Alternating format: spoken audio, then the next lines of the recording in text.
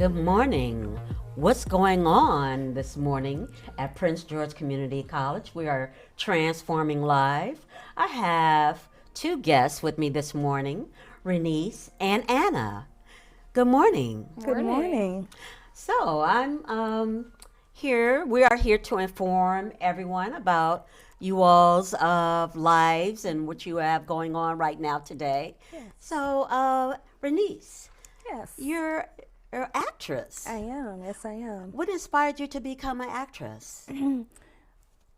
If I'm honest, as a child, when I saw that there were other little kids on television, that's what really first sparked me. Like I can remember actually the first moment I saw Rudy Huxtable on the Cosby Show, and it just gave me an energy of this is something that I want to do. I know it's something that I want to do, and I just can't wait to dive into it. Oh, Yeah. wow. So, are there any projects that we should be looking for that's coming up? Actually, I do have a new project coming out. It's a feature film. I actually play the daughter of an ex-CIA agent, and he's more like a whistleblower. So he's been kidnapped, and not to give too much away, but I just go on a quest to try to get my father home and keep him safe. So yes, that will be in theaters around mid to late 2023. Oh, wow. That's great. Thank you very much. Wow, I'm so proud of you. Thank you. So, tell me, how do you think that your experience as being an actress, how is it going to affect the world and what you want to bring? What is your platform? Okay, so ultimately, I want to build an audience and use my platform to give back in a number of different ways, but I really want to focus on helping those with mental health issues, creating an inpatient facility in various cities where the people, I would say from 18 and up, can come, have a great place to live while they're rehabilitating, while they might be suffering from drug addiction or any one of the mental health issues. So someplace safe, someplace where they could have experiences maybe they never had, a supportive team to help them recover from whatever they're dealing with. So that's one way I want to do. And I think by giving myself more exposure globally, I can effectively help change the world for the better. Wow, that's really good. Thank Because you. we definitely need that in the world because there's so much that's going on Yes. in different communities that we have to make sure that we're doing things on purpose. Yes, especially with the fentanyl crisis. That is just outrageous at this point. So I'm glad a lot of people are taking time to try to get a handle on that. That's good. Yeah. Because we need programs for different sets of people. So tell me, who is your favorite actress or My actor? favorite actress, I am an old soul. Okay, so first say my favorite actress is Rita Hayworth. I fell in love with her in the film Gilda. I don't know if you're familiar with that film, but I want to say the film that came later, Casino, is loosely based on that. And speaking of Casino, my favorite male actor is Robert De Niro. I love him in Casino, and I also love him in Meet the Parents. He also gave a bit of acting advice that I sort of live by, and it's really about doing less versus just going over the top. So he says, and I quote, you don't have to do anything. You're just sort of just being when you're in front of the camera. Oh, wow. That's a good thing to live by. Yes. All right. that will keep you calm and also give you more perspective of where you're going and what you Yes. can add to it. Yes. So, Anna, Yes. what you are involved in soccer. Tell me what made you want to be a soccer player?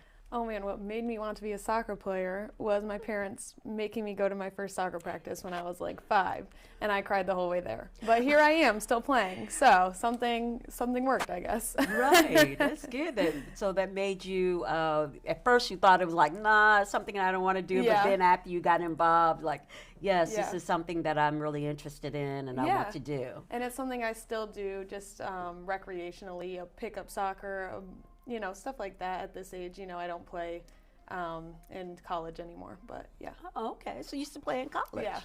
Tell me about that experience. Oh man, it's something. I would definitely say it builds character, but it's also something that I did stop after just a year because it's a lot of pressure. Yeah. Oh, okay. So would you advise someone to, if they want to be a professional soccer player, to go through college to do it, or just go on talent while they're young? Yeah, Well, I think it's very productive to each their own. For me, I knew I wasn't going to be professional. I wasn't going to make it to the best team in the country, so I just figured might as well play college for fun, and that didn't work out for me, and that's okay.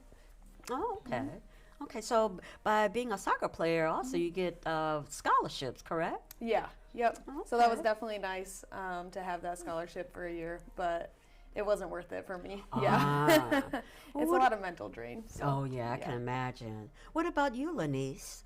Because I know in acting, there's a lot of different sources that you could get scholarships from. So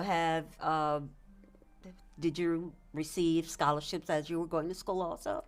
Um, I actually did not because I studied outside of college, so I Okay. paid out of pocket. But I know that in Maryland, if you go to the Maryland, I can't think of it, the Maryland Arts Council, I believe, Okay. they're offering a number of different grants right now, and I recently applied for one, so we shall see. Okay.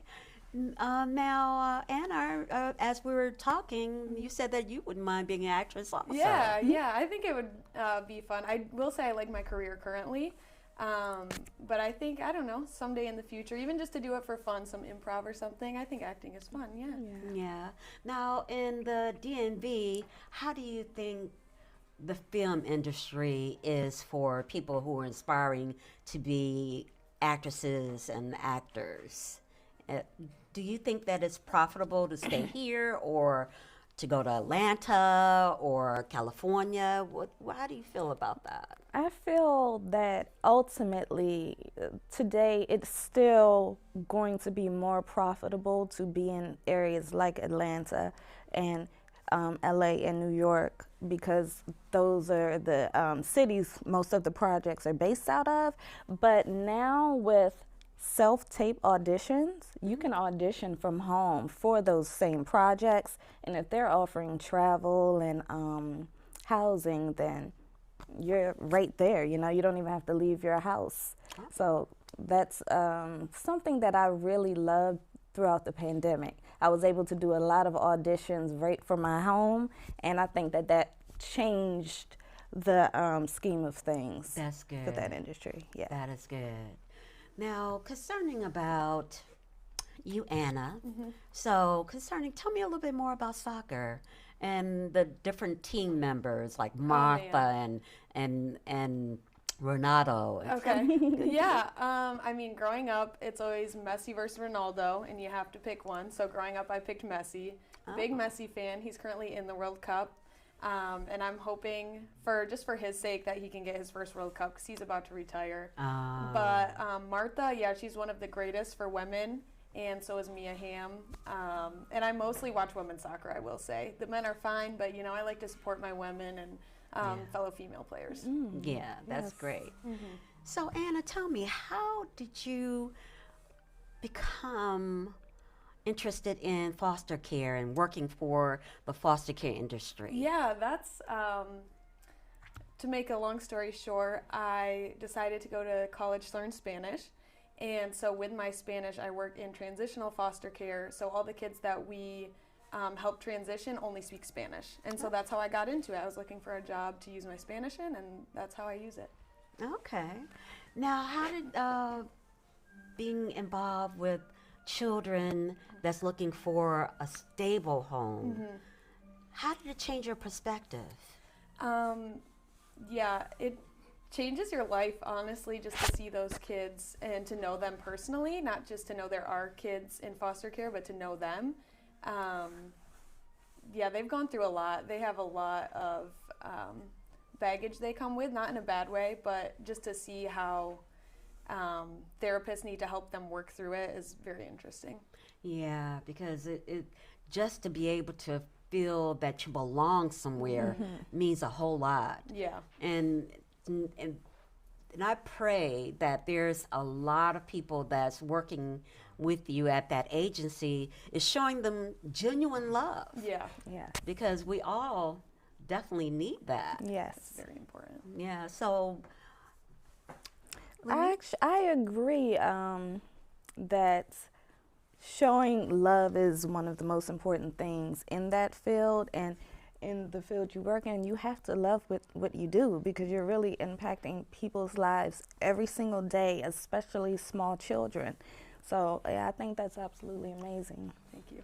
it is. It really is. And because also you have to let them know that no matter what your situation is, even the people in our community, that we can make it. Yes. You know, and you have a great future ahead of you, and you can make changes here.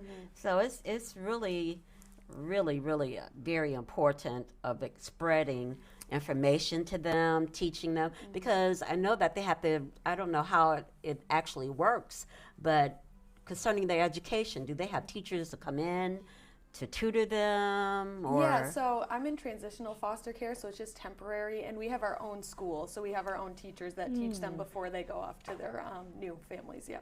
Or not new families, but their families, Yes. yeah. Yes. Oh, okay. So, yeah.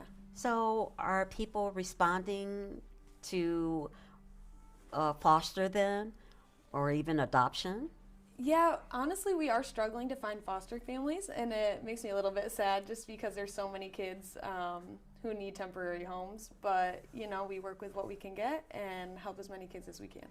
So what is the qualifications for a person who wants to foster a child? Yeah, for our program, it's only that you're a U.S. citizen and that you have an extra bedroom that the kid can sleep in. That's it. Oh, okay. Yeah. So then, also, Lenice, with your platform, what you said you're dealing with what age bracket again?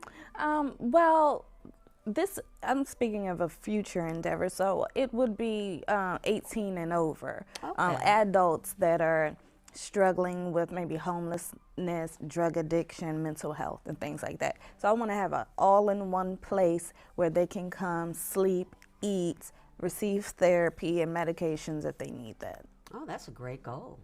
Thank you. Yeah. So that's something that you can. I'm sure that you're putting on paper and then planning that. Yes, absolutely. That's great. So, Lenice, Anna. Okay. So, do you think that you will probably take this career further and maybe have your own foster care or Yeah. adoption facility? I don't know if I would have my own facility, but right now I don't have a master's in social work. And so to be an actual social worker, you need a master's. So I'm thinking about going back to school for that. Okay, that's Yeah. great. That's a Yeah. good And goal. so far I like it enough to go back to school, which is saying a lot because I don't love school. Oh. Yeah. Yeah, that's good. I'm so proud of you. Thank you. Because it really takes a personality to be able to Yes. work with children. Yes. And because they have, like you said, they have different feelings because their parents are not there and they're feeling abandoned. So you have all of that therapy and all of that you have to deal with and let them know that everything is going to be okay. Yeah. Yeah. And these are their memories. Yeah. Well, this is